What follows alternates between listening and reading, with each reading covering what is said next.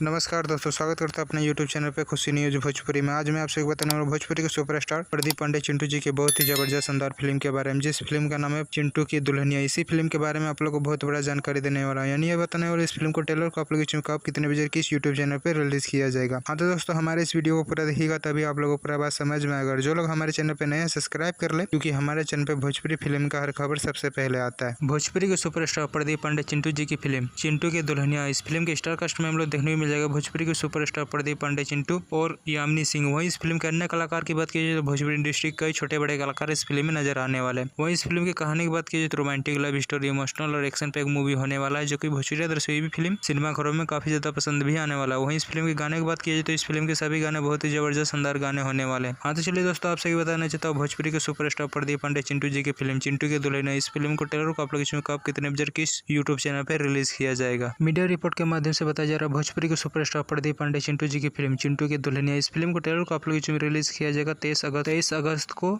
शाम 5 बजे देसी ध्युन यूट्यूब चैनल पे। हाँ दोस्तों, इस फिल्म को ट्रेलर को आप लोग रिलीज किया जाएगा 23 तारीख को शाम 5 बजे देसी ध्युन यूट्यूब चैनल पे। एक बार जरूर इस फिल्म को ट्रेलर को देखिएगा, बहुत ही जबरदस्त शानदार ट्रेलर होने वाला है।